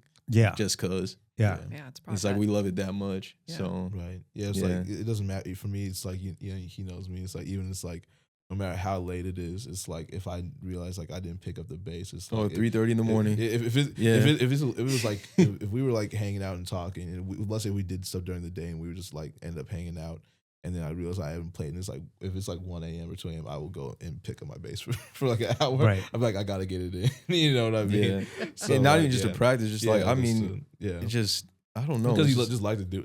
I just like to do it. Yeah. You know what I mean? Yeah, it's the same way that- somebody comes and plays their video. video games, like me not having to play with any obligation. I'm not sitting down to write. I'm not sitting down to do anything besides just, Mm. yeah, just like, it's almost like, it's like how people write in their journal without me recording it because, with musicians, recording it, that, albums are really journals, right? Mm-hmm. But it's Mhm. like in song ideas, but it's like really, it's kind of like doing it without even recording ideas. It's just this no obligation. I just playing because I want to. Mhm. Yeah.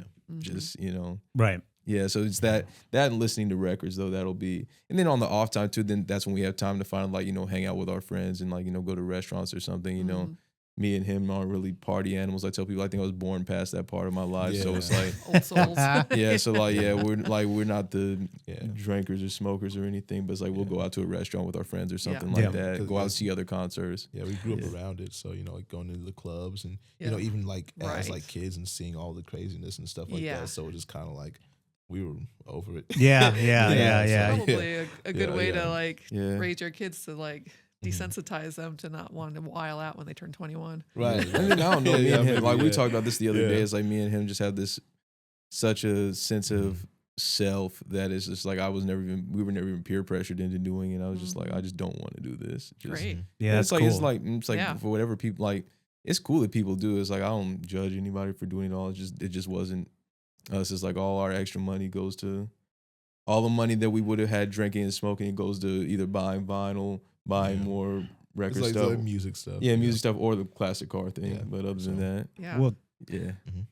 that, I mean, I think your success and you guys being, having the career that you guys have right now. I mean, yeah. I mean, I personally think like you wouldn't have that career if you were distracted by, like video games and drinking and smoking out or whatever. You know what I mean? Because recently at an event, I bumped into this guy that I used to work with, and he mentioned something about how we went overseas. Like, I don't know, I was asked to play overseas and I knew nothing about Paris, France. And so I brought my old roommate with me, right? Mhm. And, so we all went to Paris and I DJ'd this, this cycling event, and my old roommate was telling my former coworker about how he was just really pumped that he's able to see me do what I was doing at the time. And then he went on to say, like, I think the reason why Mel is able to continue on continue with DJing and I'm not, and all of his other DJ friends, is because after the gig he would just go home. He didn't drink, he didn't smoke out, he didn't do it. And he just went Some of home. us would go. Oh, yeah. You know what I mean? Yeah. And he goes like, the rest of us, that's all we did. We'd stayed up until 6 a.m. just drinking and partying and then whatever. And Mel just went straight home, you know? And so when my former coworker told me that, I was like, wow, you know, I had never thought of it that way. Because with my personality, dog, man, I'd be like totally into drinking. You know what I mean? I'd be like a hardcore drinker, smoker. I'd be wearing like Crown Royal shirts and shit. You know what I mean? I'd try to get a Crown Royal sponsorship or whatever. I'd be all into it, dude. Oh, You know what I mean? Like falling all over. It would be like part of my gimmick on stage. Like, all right, we're gonna go watch Mel DJ, and then he's gonna black out. You know what I mean? Wow. You know what I mean? I'm exaggerating. You know what I mean? I got But I'm so grateful that I just never got into drinking. I mean, you guys are like you guys, like we're always in bars, right? Oh, yeah. It's like right there, like the bartender's like, you need anything? And I'm like, no, I'm good. Yep. You know what I mean? Yep. Yeah. Well, You know? I mean, it's deeply conditioned your musicality that even in your free time, you're just fiddling on the fiddle. You know, like it's just Yeah, like, that's just- just how it yeah. goes. Right. And I read, and correct me if I'm wrong. I don't think I'm wrong, but a Grammy Yeah. to you, Yeah. Alex, right? Yes, ma'am. Tell me a little bit more about that. Like, do you know So- about? Yeah, I was Yeah. wondering Tell about me- that. I saw like a little blurb on it, but So- like tell You're on his tell newest us record more. too. So do you have like a trophy like It's at home? a certificate. Oh, it's a You know, like certificate. I Okay. think like the artist and the producer and the Okay. writers, I Yeah. think, get Right. the actual trophies. Like I just played on it, but Uh-huh. it's for Gary Clark's his previous album, This Land. Okay. So basically that came out in what 2019, Right. No, it's like 2017 or 18. 2018. Oh man, You- Yeah, wait, time so- flies.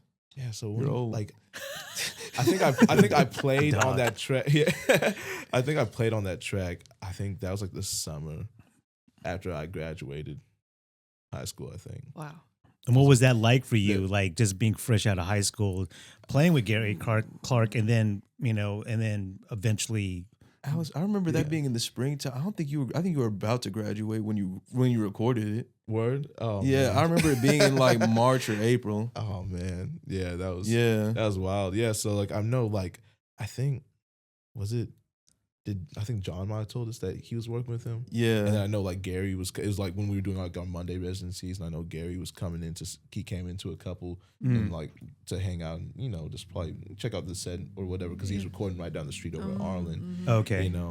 and then I guess like they said, hey, so They just pull said up. come hang out. Yeah, they like, said to come hang out in the yeah. studio whenever, since they're recording. But we just didn't want to like, intrude. So we're just kind of like told like John, like, okay, hey, just let us know whenever you go back over there. We're not gonna just like pull up, Right. And I think one day we were like randomly in town, or I think we might have been on our way back because like to Bastrop, because we were living in Bastrop at the time. And I just gotten one of my basses back from the shop, and like it was still like a little almost in project mode. It was pretty much good, but still a few things I wanted to do. Yeah. Had two different kinds of like string materials on Okay. the strings. Like Uh-huh. it was like a little bit jumbled up, but it's fully functional. And I think they hit us up maybe when we were halfway. It's like, hey, we're at the studio, so we're like, okay, cool. So we just turned back around. Again, my bass is in the trunk, and then we walk in and say, hey, you got your axe? I was like, yeah, I got it right here. So. Nice. And I remember just like, I know they just like hit play and record at the same time. So just like I think the take, I think it was just one take. Wow. It was just like on my first One. listen, There you go. one take on my first listen. I think Yeah. that's the one that's on the record. Wow. And it's like, and I didn't know where they're gonna take it, or Sure. what they were gonna do with it. I thought Mhm. I thought they were just gonna just have it like in the tuck or whatever. I didn't think Yeah. I didn't know if it was gonna make the album or not. And then like I find out later that like they got Sheila E on it and they Nice. got Doyle. Well, yeah, we did Wow. we did a private event over there, and Jacob and Joseph were hanging out, because Mm-hmm. of course they run the studio. So Sure. they were like, "We finished that track that you were on. You want to come hear it?" So we went and heard it. Yeah, yeah. And then they were like, "Yeah, the record's about to come out," and we're like, "That's on the record?" Yeah, Wow. yeah. Like, yeah. 'cause we, they did, you record this stuff. A lot of times you don't know when or if it's coming out. So Yeah. What a surprise, right? So it made it, you know. Yeah, kudos. So then you got called back for the next one. and then I played on his most recent one. Okay. I did like 4 songs on there. So Nice. I did one with Stevie Wonder, one with George Clinton, Nice. one with Valerie June, and the title track for Okay. his most recent There you album. So go. it's Wow. hilarious, yeah. Well, thanks, mom and dad. Right. Yeah. Right. Listen, definitely. Supporting So us. do you, Yeah. Lot so of do you think that you'll ever tour with him? Like, do you think that you'll get tapped to like be on the road? I mean, we've opened for him a lot. him, Okay. Yeah, we So- did on the road with him, yeah. Okay. Especially like right before COVID, Right. like we did probably 30 shows. Yeah, we did. Yeah, you include us ton sitting in with opening both the shows. Austin City Limits he did in 2019 and both weekends. Like, yeah, we did probably over that 2.5 years, we did probably 30 shows Jeez. Right. with Yeah. him. So yeah. Oh yeah, a whole lot. Yeah. Oh yeah. Yeah. Oh yeah. That's That's great. fun. That's definitely our road family for sure. Yeah, Yeah. they're awesome. Yeah, the amount of Yeah. exposure that you guys probably got from that experience, right? I mean, must have been just, immeasurable. As Oh, yeah, far as those were some like fun it- gigs. it just helped you guys out, right? Oh yeah, it's- absolutely. It's cool just to be able to see, just big productions just happen. Yeah. Mm. You know what I mean? And just being Mhm. able to see everything behind the scenes night after night after night. Yeah. And just being in the room for that, just seeing, how crowds react to music in big spaces. But again, seeing on a regular basis, it's awesome. Yeah. It teaches you a lot in that moment, and you learn different things to apply to what you do whenever you go see anybody, like whether it's that or if we go see concerts like at ACL Live or something like that, it's like or at Antone's or Continental, just anywhere. It's always good to learn from anyone that you can musically or performance wise, and just see it's like people are reacting this kind of way. What are they doing? Mhm. It's like how does this apply to what I'm doing, and just to always try to grow yourself, as an artist and a performer and all that. So Yeah. yeah. There was a musician interview, and I forget who the musician is, but I feel like we could all maybe agree. It's like you have years and years and years of honing your craft, and then you realize I'm only at the tip of the iceberg. Yeah. There's like infinity Yeah. of what you could possibly do, but life's not long enough, So it's just kind of like the thing about the creative mind. It's just like, what direction do I go to? And it's like that's how you follow your intuition and opportunities like what you had with having to turn the car around. That's just how it goes. That's how it is for the life of the creative. So yeah, kudos to you guys. Oh, yeah. Yeah, this has awesome. been a lot of fun experiences like that. Yeah. Even just getting to meet a lot of your heroes and stuff like too, and having Mhm. great experiences on that end as well. I mean, it's like That's good that's because been that could be tricky. meeting your heroes. Yeah, we're Yeah. blessed that everybody has been ridiculously cool. Good. I mean, Like- you never know. Life always changes, and as you meet more people, you experience more things. But so far we've had all very positive experiences, even with people that are like big time or celebrities or whatever. Yeah. We've had great experiences. Yes. Yeah. So far. So Yeah, you guys are Good. super blessed. So it works out. Yeah. Super blessed. Yeah. So back to the Fisher, recordings that I saw online. There was one video where you guys covered the Spinners. Yeah. I'll be around. Oh yeah. And whenever I hear that song, man, I just always feel some type of way, dude. You I mentioned started that before. I started Yeah, getting, yeah. I get like caught in my feelings, just like start thinking about a girl I used to date. You know what I mean? I don't know. I mean, because it's like it's a serious song, right? Oh yeah, when you For sure. man, we had a moment like that where we just went down 3 or 4 different old songs, and it's like you really go and listen to the words, Oh, the and it was lyrics. just Oh, like, no. wait, Yeah. what? I know. Yeah, like it's whether it's amazing. like something's like it's like this is heavy. Yeah. Yeah. Yeah, like bowing down gracefully, and you know what I mean, Yeah. and just like I'm getting out of the way. Yeah, You know people what I got mean? words, man. You know, Yeah. and I just remember watching it, and I started feeling a certain way when I heard the song, and then second, I was like thinking, it's like, is Glenn kind of like pulling something out from a past experience when he's singing this? Or is he? I don't know. Is he like? I don't know. Does he have anything like a frame of reference that he can kind of like pull from when he's singing this song? I don't know. That's what I was thinking. You know what I mean? Yeah, no, for sure. I mean, for us, even with the originals too, it's just kind of like it's from us having a lot of conversations, just not only with each other, but just friends, family. We're just random people. Mhm. So it's like a lot of, even with, you know, our newest album, it's just kind of like a lot of it is just experiences that we all share together. It's like we've all had them. So it's like, even if something I haven't been directly through something, I know somebody, I had a very, very in-depth kind of like heart to heart, you know, whole, not even just a moment, but like a whole conversation with somebody that went through this experience. So yeah, it just depends song to song. It could be me pulling from it, or just, or it could be something that somebody close to me or somebody that I just ran into, but had a chance to have a decently long format conversation with about a situation, and be like, okay, I've never been through this, or this might have been the first person I've seen to go through this, but I've never heard this situation or this perspective. So Yeah. I mean, you know, I didn't think you were phoning it in when you were singing it. I mean, I was like going, like, I was just watching the video. I'm like, where is he pulling this from? You know what I mean? And then for us, it's hard too. It's hard to deliver like even with something like that. It's a love song. It's like, that's even for our originals. It's like, it's hard for me to write a sad song, because it's like, I'm not gonna be able to deliver it up there smiling. Oh, So, yeah. Doing something like down tempo, like, or some down tempo and sad topic wise, I'm like, I don't know if I could deliver that. I mean, I'm pretty sure I could, but it's just like, I'll be up there smiling as soon as I break away from the microphone. So Yeah. I think you were smiling while you were singing. When you I'm guys were sure I playing that was. song. I'm Yeah, sure yeah. I was. Yeah, it's just like, Yeah. Those videos were really well produced. And shout out to that whole crew out there. That's one of our favorite places to work, and everybody out there is the best. Awesome. So It's like, it's out west, right? Like, how far is that from here? It's like from here about an hour. about an hour. Wow. Yeah, So, but like, it's worth the drive, it's and you can amazing. stay out there. So Oh, Okay. cool. yeah, they have like some, like, it's basically like an apartment connected to the studio, right? Like you can Yeah. walk like from the bedroom. It's like a luxury apartment connected to the studio, basically. So you literally walk from your bedroom through this nice kitchen, and you literally hang a right, and the control room is right there with the big 48 channel SSL and everything.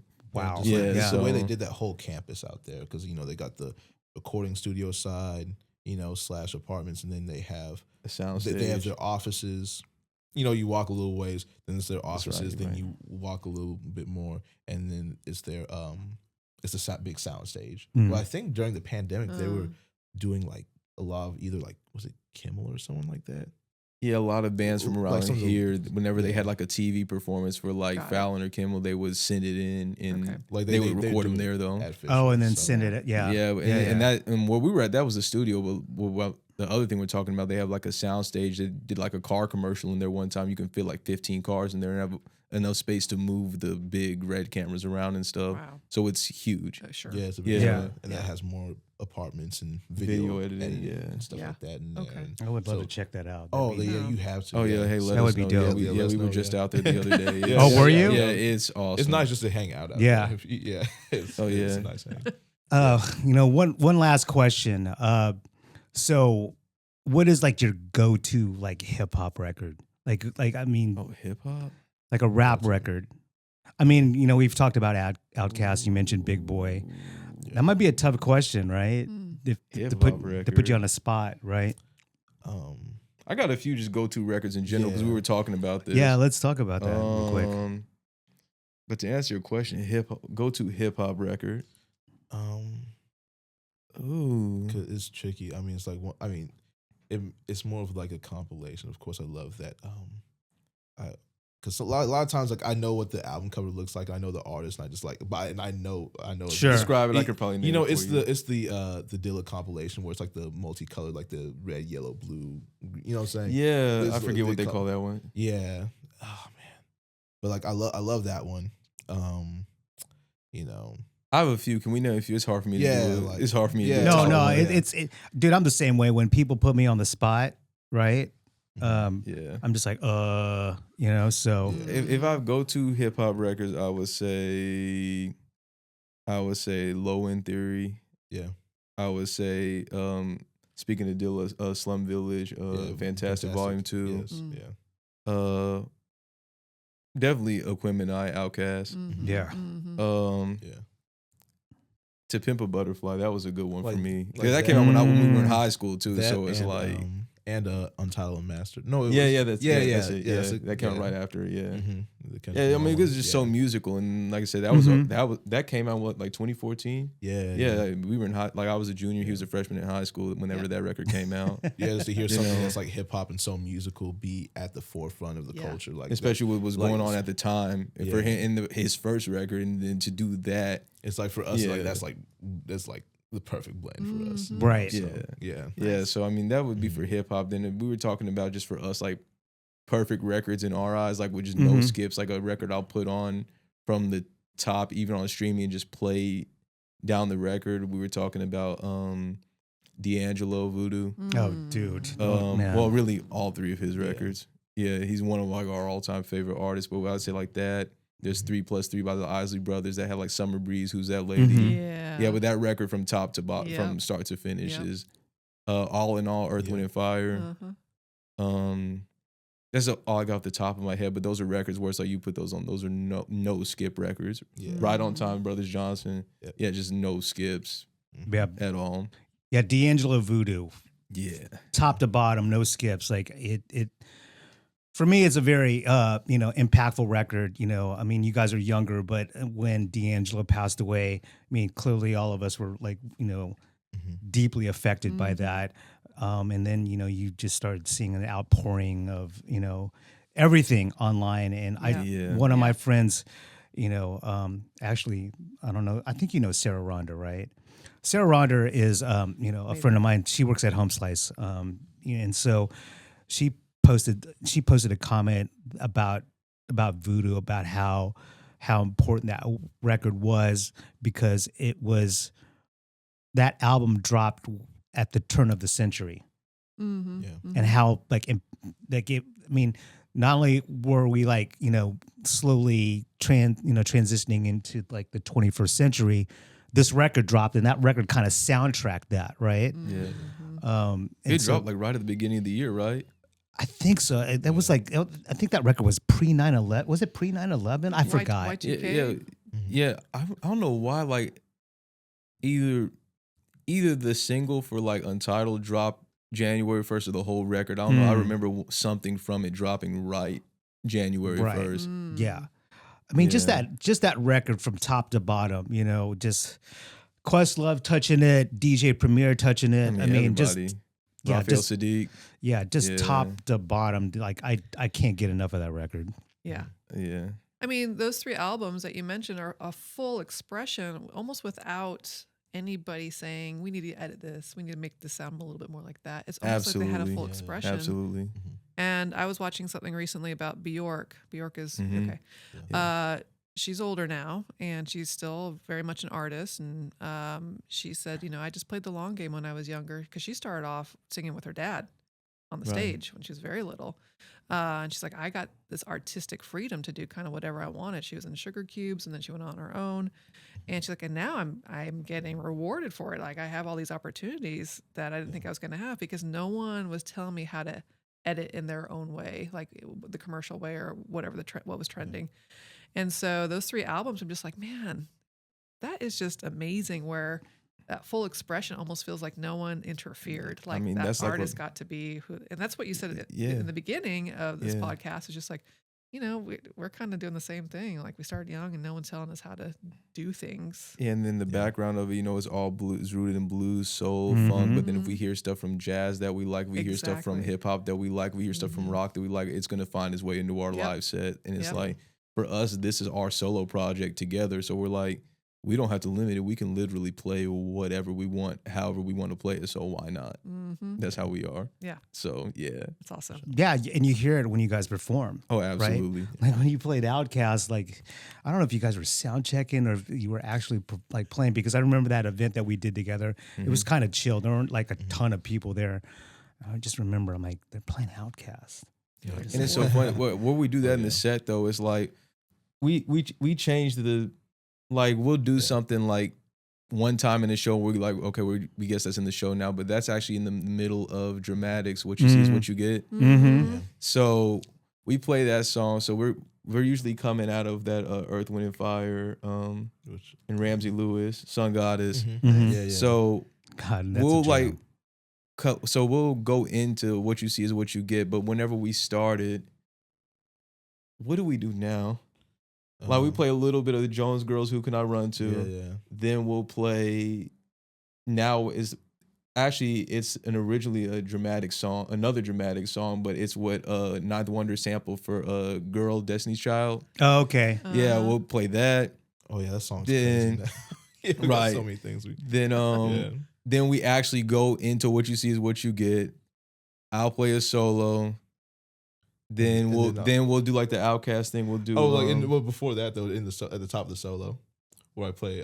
well, that's yeah. new. Yeah, that's another thing. that's like newer. Yeah, Yeah. But like I'll play like Bulls on Parades. We still Oh, like snap. we Yeah, Really? like literally it's like crazy. there's like Yeah. before like the solo, like Yeah. you know how you build a solo, Mhm. right? Yeah, So it builds before up it to kind the of like big, hits yeah. that peak, like the transition for the turnaround will literally like hit that like going into the turnaround right before we just go back into the regular song. Then we'll come down and that's when we'll do like all the Outcast stuff. We'll do the Erykah Badu stuff. We'll do, Yeah, and I mean, if any given night we'll do another Earth, Wind and Fire song. We'll go into like fantasy or something like that. We've done like Yeah. Curtis Mayfield, like Give Me Your Love from the Superfly soundtrack. Right. So we'll get real quiet and hit the dun dun dun dun. Yeah. Yeah, but it's like we'll do that and then go back into, then finish it with what you see is what you get, which is the song that we Yeah. do. That's what it says on the set list. Then end it with a drum solo. So it's Nice. yeah, it's Yeah, just so a we go- whole We run through like a million things, you know. in one. That's one song, That it can happen in one. and song. it's not 2 minutes. It's definitely 10 minutes if we're not, or longer if we're not keeping track. No, Yeah, yeah, yeah. dude, I'm with Yeah, it. I'm with so- it. It kind of goes back to the beginning of Yeah. our conversation in like 2 minute tracks. You know what I mean? Yeah. exactly. If I remember correctly, I mean, did you guys used to play Explosive? Yeah. Yeah. That's Yeah, right yeah. before we do the Yeah, Outcast thing. Yeah. Yeah, exactly. Nice. Yeah, I'd but be it's- tripping out. I'm like, whoa. And like, that's all in the yeah. middle of the dramatics. What you see is what you get. That's what Yeah. we have on the set Yeah, list. But yeah. everybody that plays with us know, okay, no, it's actually like 12 songs in one. But Yeah.